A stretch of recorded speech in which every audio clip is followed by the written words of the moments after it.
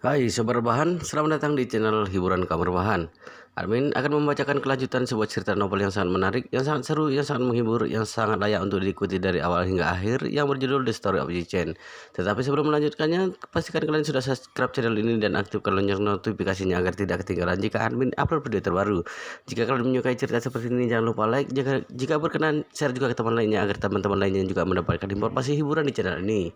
Baik, kita lanjutkan di part ke 264 bertepatan dengan bab ke 1249. Ketika Gui Kuyin berangkat ke Jiling, Ye Chen kebetulan sedang mengendarai sepeda listrik menuju aula pertandingan. Hari ini adalah hari pertandingan pertama perempat final. Hari ini adalah hari pertandingan perempat final si cabai kecil. Dia akan bertanding dengan atlet nomor 3, Joanna dari Brazil. Keduanya akan saling bertanding untuk memutuskan siapa yang berhak untuk memasuki babak semifinal. Kalau Kin Oksu mampu memenangkan, maka setelah pertandingan ini dia akan bertanding di semifinal untuk masuk ke babak final. Jika dia memenangkan babak semifinal, maka dia akan memasuki pertandingan grand final. Dengan begitu, hanya tersisa 3 pertandingan lagi untuk dapat memenangkan kejuaraan ini. Oleh karena itu, Yi Chen memutuskan untuk tidak melewatkan setiap pertandingan Kin Oksu di masa depan dan harus melihatnya memenangkan kejuaraan dengan mata kepalanya sendiri. Dalam perjalanan, Yi Chen mengendari sepeda listrik ke gelanggangan olahraga Weliang. Weliang menghubungi teleponnya dan berkata, "Tuan Yi, aku baru saja menerima telepon bahwa artis populer Gu Kui dan manajernya siap berangkat ke Jinling. Kemungkinan dalam 1 jam 40 menit lagi mereka akan mendarat di Jinling. Kami sudah mengatur konvoi untuk berangkat menjemput mereka di bandara. Pertama-tama saya akan mengundang mereka melihat-lihat ke farmasi Jiu Suan. Apakah Anda ingin datang?" Yi Chen berkata, "Aku tidak ke sana. Sekarang aku akan melihat pertandingan Kin Oksu. Kamu jamu mereka sendiri saja." Yang kembali bertanya, "Saya berencana untuk mengatur mereka makan di Buckingham Palace, kemudian mengatur mereka untuk menginap di Hotel Buckingham Palace. Bagaimana menurut Anda? Jika tidak masalah, saya akan menghubungi Tuan Chen." Yi Chen berkata, "Aku tidak masalah, biarkan Chen JK yang mengaturnya." "Lalu, apakah Tuan Yi akan datang malam ini?" Yi Chen tiba-tiba teringat akan istrinya Securan. Jadi dia berkata, "Benar juga, istriku adalah penggemar berat Gu Kuyi. Aku akan membawanya bersama malam ini, tetapi kamu tidak boleh mengungkapkan identitasku kepada Gu Kuyi. Bertemu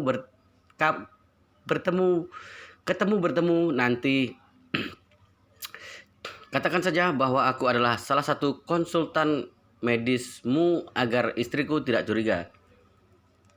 "Baiklah, Tuan Yi, saya mengerti." Setelah Yi Chen menutup telepon, dia pun menghubungi istrinya, Securan.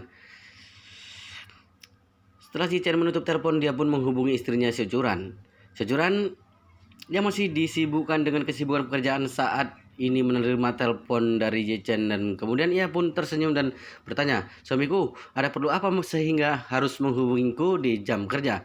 Yi Chen jarang mendengar Securan memanggilnya dengan sebutan suamiku. Tetapi sejak hari ini mereka berdua berciuman. Hubungan antara mereka meningkat. Hubungan mereka meningkat pesat dan dia menjadi lebih intim kepadanya. Oleh karena itu, di suasana hati Yi Chen pun terasa sangat istimewa ketika dia mendengar panggilan suamiku tersebut. Dia tertawa dan berkata kepada Securan, "Istriku, apakah kamu mempunyai rencana untuk malam ini?" "Tidak ada. Kenapa?" "Oh, tidak apa-apa. Seorang teman yang menjalankan pabrik farmasi kebetulan mengajakku makan malam hari ini dan berkata untuk turut mengajakmu juga."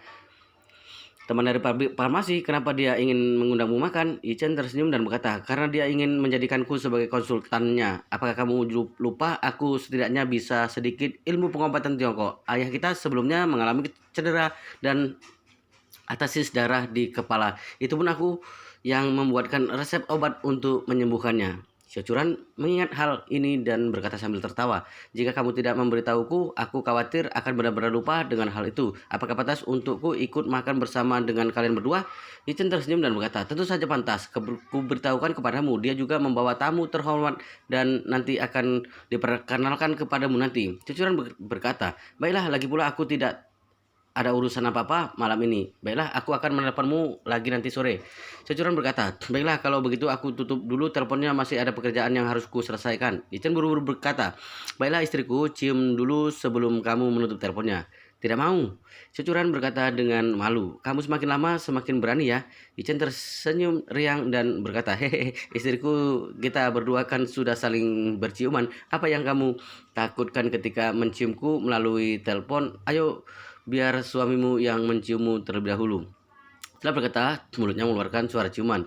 Di ujung telepon, Siocuran merasa sangat malu dan tak tertahankan, suaranya terdengar sedikit tersipu dan ia menjawab, "Aku sudah benar-benar menyerah denganmu. Itu di telepon saja kamu masih membuat onar." Ichen tersenyum dan berkata, "Kamu adalah istriku sendiri. Bagaimana aku bisa disebut sebagai membuat onar?" Setelah berkata seperti itu, dia kembali berkata manja, "Istriku yang baik, ayo cium sekali saja, oke? Aku mohon." Dalam dunia masyarakat kelas atas kota Jinling, hampir semua orang mengetahui bahwa Tuan Yichen bak seekor naga sejati di antara para manusia. Semua orang biasa pasti akan bertekuk lutut ketika melihatnya. Jadi bagaimana mereka bisa melihat memohon kepada orang lain? Hanya istrinya seorang Securan yang dapat membuatnya mengemis seperti ini. Meski Securan merasa malu, tetapi dia merasa sedikit manis di hatinya. Oleh karena itu dia pun berkata dengan manja, "Baiklah, baiklah, aku takut padamu. Hanya sebentar saja, jangan lupa diri lagi." "Ya, cium sebentar saja. Aku akan menutup teleponnya setelah dicium." Dengan begitu, Siocuran pun akhirnya mengeluarkan suara ciuman dengan malu-malu. Suara ciuman ini membuat seluruh tubuh Yichen menjadi luluh. Oleh karena itu, dia pun berkata dengan licik, "Istriku yang baik, suaramu barusan terlalu kecil. Aku tidak mendengarnya dengan jelas. Ayo ulangi sekali lagi." Siocuran berkata dengan sedikit marah kepadanya, "Dasar orang jahat, aku sudah tahu bahwa kamu pasti tidak akan menepati janji. Aku tutup teleponnya." Setelah berbicara, dia pun menutup telepon tersebut dengan rasa malu yang tak tertahankan. Yichen mendengarkan bunyi bip dari telepon dan kemudian tersenyum bahagia. Kemudian ia meletakkan ponselnya, kemudian kembali ke dalam sakunya dengan puas dan terus mengendarai sepeda listrik kecilnya melaju ke gelanggang olahraga. Di dalam aula saat ini 8 arena sebelumnya telah berubah menjadi 4. Area di lapangan seketika menjadi lapang, tetapi kursi penonton bertambah banyak. Bagaimanapun, mereka telah mencapai perempat final. Seiring dengan berjalannya kompetisi, para atlet akan menjadi lebih kuat dan pertandingan akan menjadi lebih menyenangkan. Dalam pertandingan kali ini, Yichen tidak lagi bertindak sebagai penonton saja, melainkan juga bertindak sebagai pelatih dari Qin Oksu. Jadi sesampainya ia di aula, ia segera pergi menuju ruang pemain yang berada di belakang panggung. Pada saat ini, Qin Oksu baru saja berganti pakaian dan mengenakan pakaian kompetisi. Kemudian untuk menjaga agar tubuhnya tetap hangat, dia juga menutupi dirinya dengan sebuah selimut. Melihat kedatangan Yichen membuatnya sangat tenang. Ia pun bertanya dengan lembut, "Tuan Yi, strategi apa telah yang Anda telah persiapkan untuk Oksu kali ini?" Yichen tersenyum berkata, "Hari ini tidak ada strategi apa-apa. Kekuatan fisikmu telah meningkat dengan sangat pesat. Sangat pesat. Aku percaya pertandingan kali ini sudah lebih dari cukup untukmu. Kamu bisa bertanding dengan sekuat tenaga." Qin Oksu bertanya dengan malu, "Tuan Yi, apakah Anda begitu percaya diri pada Oksu? Apakah Anda tidak takut kalau Oksu kalah kali ini?" Yichen berkata dengan wajah yang serius, "Aku percaya bahwa si cabai kecilku Qin Oksu pasti tidak akan membuatku kecewa." Wajah cantik Qin Oksu seketika memerah dan dia menjawab dengan malu, "Tuan Yi, jangan khawatir. Oksu pasti akan berjuang habis-habisan." Terpisah satu dinding dari ruangannya adalah ruangan itu Nanako. Pada saat ini, Yamato Kazuki juga mengatakan hal yang sama seperti Jen. "Nanako, lawan pada pertandingan hari ini jauh lebih lemah darimu, jadi aku tidak akan memberikan strategi apapun kepadamu. Aku yakin kamu pasti menang dengan mudah." Itu Nanako mengangguk dan berkata dengan serius, "Guru jangan khawatir, Nanako pasti akan memenangkan pertandingan ini."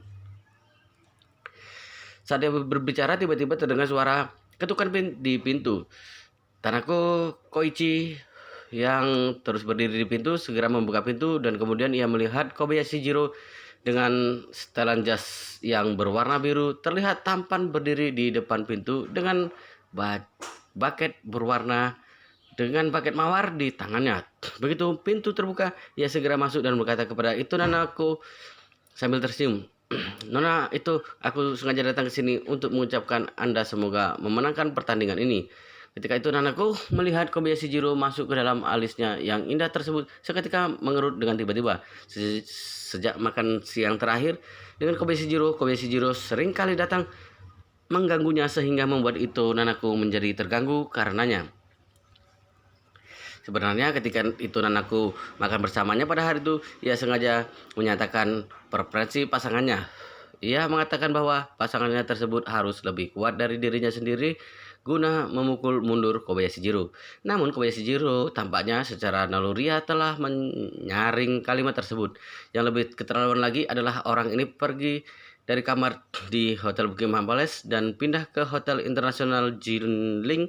Dia tinggal di kamar seberang itu Nanako dan membuat itu Nanako sangat tidak puas.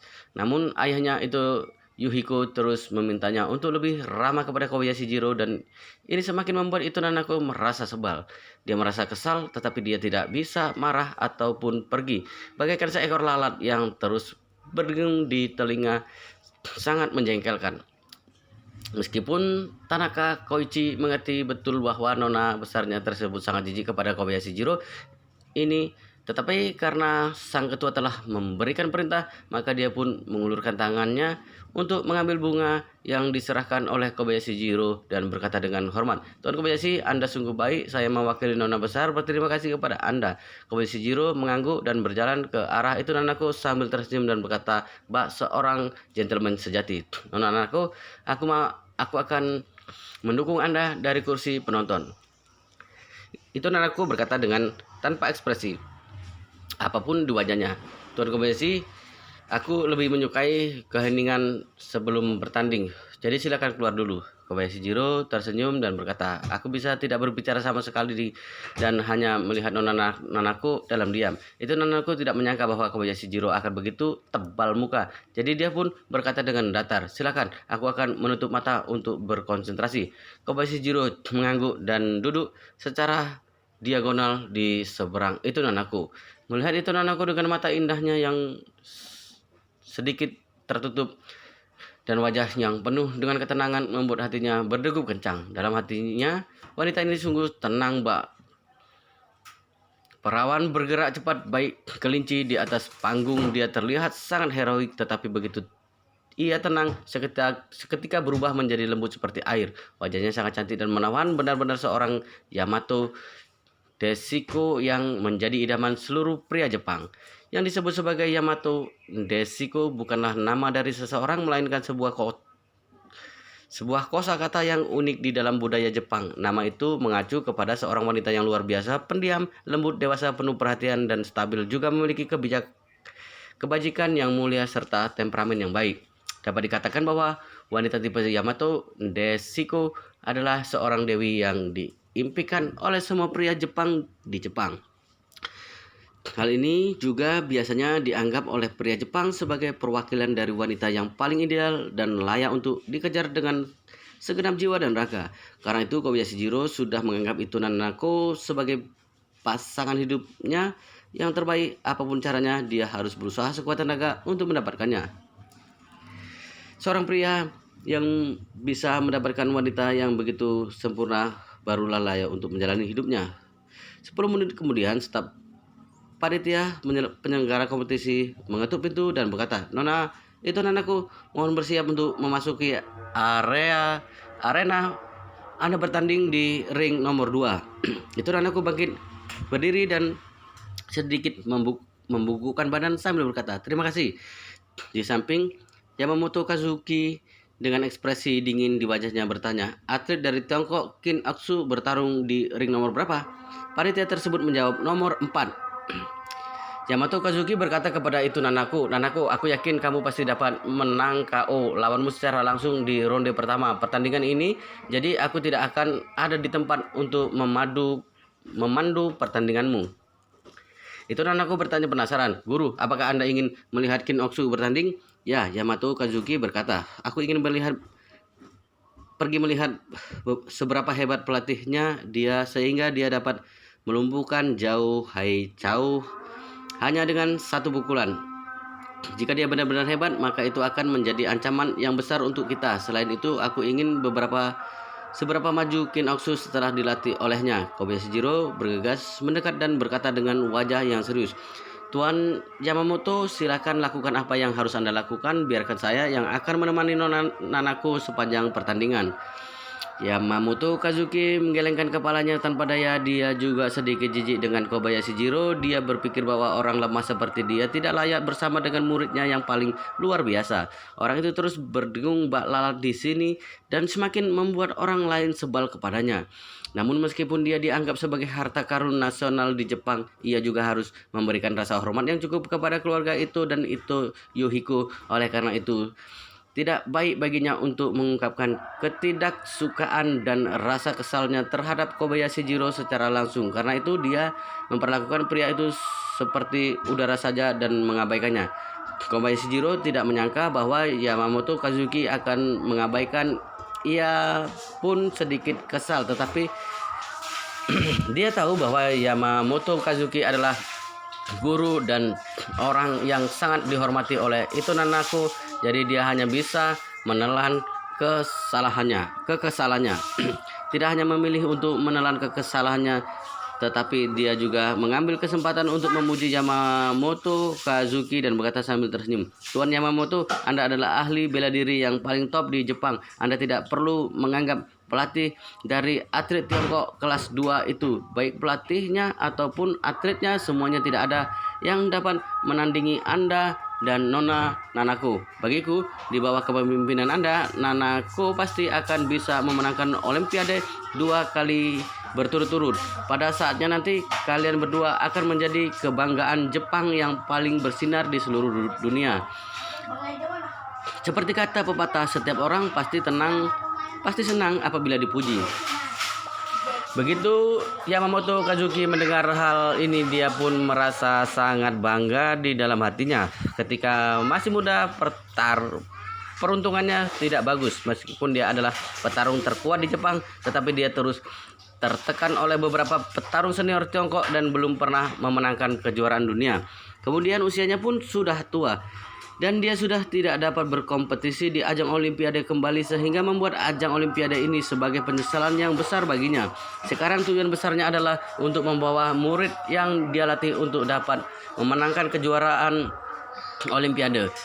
Ketika muridnya mewakili dia berdiri di atas podium juara Olimpiade, maka penyesalan seumur hidup miliknya terasa sudah ditebus. Segera itu Nanaku dan Yamamoto Kazuki meninggalkan ruangan istirahat bersama dan Kobayashi Jiro beserta Tanaku Koichi mengikuti mereka.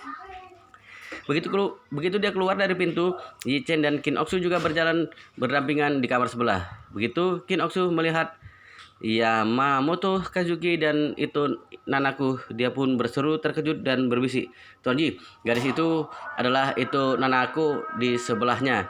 Adalah orang yang paling disayang yang paling sayang di Jepang, Yamamoto Kazuki." Yichen mendongak dan terkejut dengan penampilan itu Nanaku.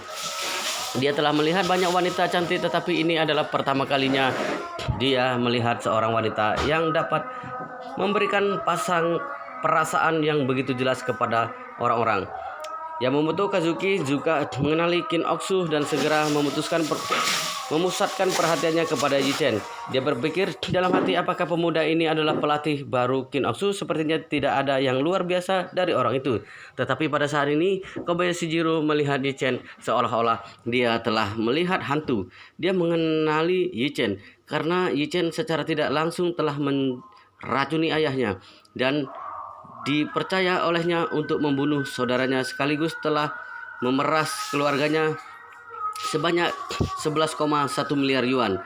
Pada saat itu, dia menyuruh orang untuk menyelidiki informasi Yichen dan mendapatkan foto Yichen. Tanpa diduga, dia akan bertemu dengan sang pembawa sial tersebut di sini. Ketika Yichen memandang itu Nanako, dia merasakan ada tatapan yang aneh di belakang wanita itu dan sedang menatapnya. Dia mengerutkan kening tanpa sadar dan melihat, tetapi dia mendapati seorang pria malang yang terlihat familiar sedang menatap dirinya dengan ngeri. Jangan melihat anak ini terlihat seperti pria yang gentleman, tetapi di bawah matanya dalam sekilas dia dapat melihat dengan jelas bahwa anak ini bukanlah orang yang baik. Dia pasti adalah seorang yang penuh dengan kebajikan dan kebaikan di mulutnya, tetapi penuh dengan sampah di dalam tubuhnya. Begitu Yichen meliriknya, ia mendapati Kobayashi Jiro tengah gemetar. Dia tidak bisa untuk tidak gemetar karena Yichen ini telah meninggalkan kesan yang sangat dalam. Dia pernah melihat orang yang kejam. Konon katanya beberapa tahun lalu di Hong Kong ada seorang pria yang menculik putra dari orang kaya nomor 1 di sana dengan bom di sekujur tubuhnya. Ia masuk ke dalam kediamannya dan kemudian memeras uang sebanyak $1 miliar Hong Kong kepada mereka. Dia juga pernah mendengar tentang perampokan yang mengejutkan dunia di Eropa. Perampok tersebut merampok mobil membawa uang dan berhasil menggasak lebih dari 100 juta euro. Tetapi dia belum pernah mendengar tentang seorang bajingan yang telah meracuni seorang hingga mati dan kemudian menipu pihak keluarga tersebut sebanyak 10 miliar yuan. Yichen adalah binatang yang luar biasa dan tidak pernah terdengar tersebut. Menurut penyelidikannya, metode yang dilakukan oleh Yichen sangatlah keras. Awalnya, sang kakak Kobayashi Ichiro membawa beberapa pengamal yang luar biasa dari kota Jinling, dan konon katanya mereka semua telah dicincang dan telah diberikan kepada anjing oleh anak buahnya. Ketika dia memikirkan hal ini, dia pun merinding ketakutan. Kali ini dia datang ke Jinling juga karena takut bertemu dengan Yichen.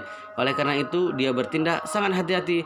Sesampainya di Jinling, ia hanya tinggal di dalam hotel dan sangat jarang keluar kamar. Tetapi dia tidak menyangka bahwa dia justru akan bertemu dengan sang pembawa sial ini di lokasi kompetisi sanda mahasiswa ini. Karena itu dia pun merasa gugup. Yichen juga dapat melihat bahwa pria itu sangat gugup dan dia pun tidak bisa membantu tetapi merasa sedikit penasaran. Dia belum pernah melihat pria ini sebelumnya dan seharusnya tidak pernah mengenalnya, lalu menganggap dia menatapnya dengan tatapan seperti ngeri seperti itu. Setelah beberapa saat, Yichen pun tiba-tiba mengerti mengapa dia melihat pria ini sedikit familiar. Penampilan pria ini sangat mirip dengan Kobayashi Ichiro yang diberikan makan kepada anjing-anjing di peternakan anjing Hongwu. Sementara Yichen melihat Kobayashi Jiro, pelatih itu Nanako Yamamoto Kazuki juga menatapnya. Dia juga melihat dan menilai Yichen dan itu Nanako yang ada di samping Yamamoto Kazuki pun demikian. Karena Zhao Haichao sempat mengungkit tentang Yichen sebelumnya. Keduanya pun mencoba mengira-ngira akan kehebatan Yichen melalui mata mereka. Saat ini Yichen menatap Kobayashi Jiro dan kemudian ia mengeluarkan senyuman yang sangat antusias. Oh, jika saya tidak salah, Anda pasti Tuan Kobayashi Jiro dari keluarga Kobayashi, bukan? Kobayashi Jiro menatap Yichen dengan senyum hangat. Di wajahnya pun mau tidak mau harus berperang dingin. Tapi dia tahu bahwa dia sekarang berada di wilayah Yichen dan dia tidak bisa memprovokasi ataupun mengabaikan apa yang dikatakan oleh sang pembawa sial tersebut. Karena itu Kobayashi Jiro pun hanya bisa memaksakan senyuman dan berkata dengan gemetar, Anda pasti Tuan Yichen, bukan?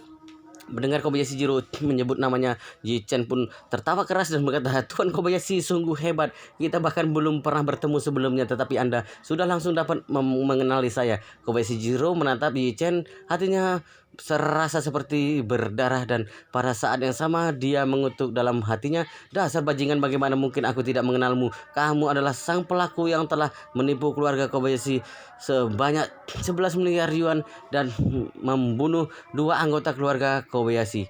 Meskipun aku yang memperkerjakanmu untuk membunuh kakakku, tetapi dia tetap mati di tanganmu.